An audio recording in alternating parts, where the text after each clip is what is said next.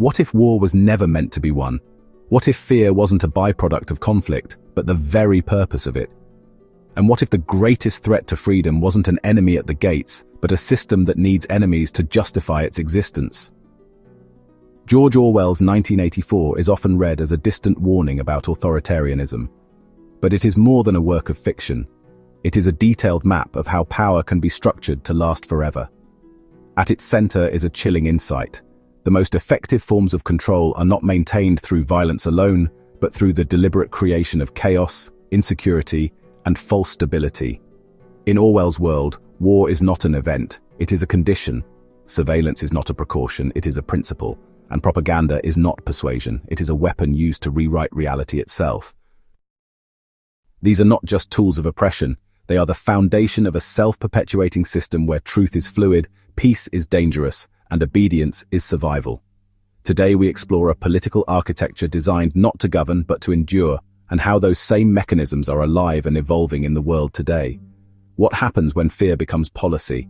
When history becomes flexible? When war becomes permanent? Orwell gave us the answers. The question is whether we recognize them in time. In 1984, the world is divided among three superpowers. Oceania, Eurasia, and Eastasia are constantly at war. Yet despite the fighting, nothing ever changes. No country conquers the others. No side wins. The alliances shift, the enemies change names, but the war continues indefinitely. This is not accidental. Orwell shows us a world where war is designed to never end. The goal is not to defeat an opponent, but to maintain a constant state of emergency.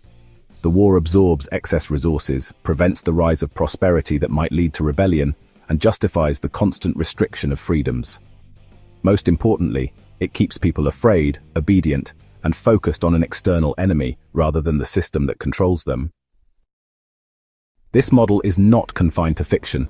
Today we see versions of this logic at play in the so-called endless wars, as well as in the rhetorical wars on terror, drugs, disinformation, and disease. These are not wars meant to be won, but narratives meant to justify surveillance, censorship, and a permanent expansion of government authority. The enemy remains vague, the timeline stretches on indefinitely, and that is the point. What makes Orwell's system so durable is its engineered symmetry. In 1984, none of the superpowers can defeat the others. They are too evenly matched. Each needs the others to justify its own war economy and political repression. If one were truly destroyed, the system would collapse. Peace would mean asking difficult questions about scarcity, freedom, and truth.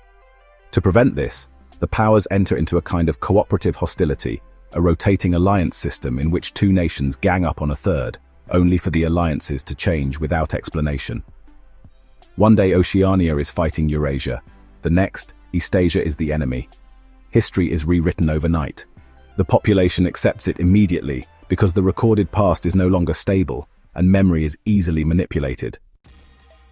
This logic parallels modern geopolitical posturing, where alliances shift, enemies are rebranded, and public attention is redirected not based on truth, but strategic convenience.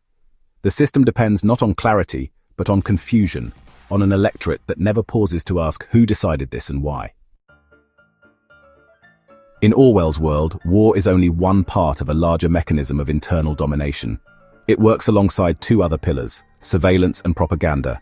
Surveillance ensures that no one steps out of line. Citizens are watched at all times, even in their homes. Any deviation in behavior, speech, or even facial expression can be punished. Propaganda shapes what people believe.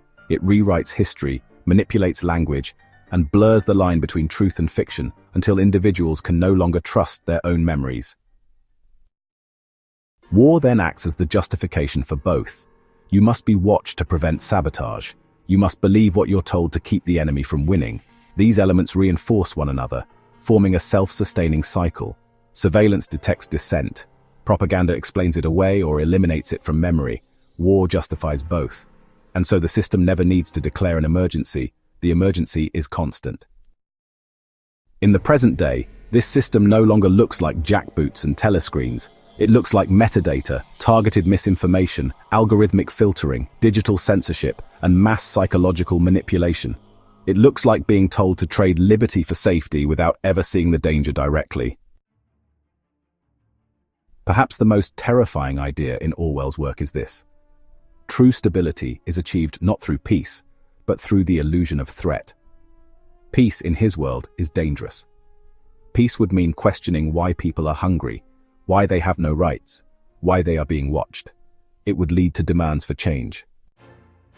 So instead, the system manufactures a reality where danger is always present, where enemies are always at the gate, and where obedience is always the only reasonable response.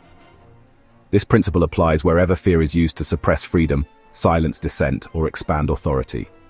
If people believe the world is too unstable, too dangerous, or too complex to be understood, they will surrender their rights in exchange for protection, and they will do so willingly. Orwell's genius was to show that control does not require truth, it only requires belief. If you can control what people fear, you can control what they accept. What Orwell describes is not just a totalitarian state, but a method, a repeatable strategy of control that works through the careful construction of perpetual crisis. It is not bound to a time or ideology. It is a machine that can be replicated in any era, with new tools and new language, but with the same devastating effect. A population that cannot imagine freedom because it cannot imagine anything else. We must not read 1984 as prophecy. We must read it as diagnosis, a mirror held up to the systems that shape our present. When wars are waged with no clear end, when enemies are reshuffled without explanation, when fear becomes a constant and truth becomes a choice, then we are not simply moving toward Orwell's vision. We are already living inside its framework. The danger is not that these tools exist. The danger is that we forget why they are used and for whom,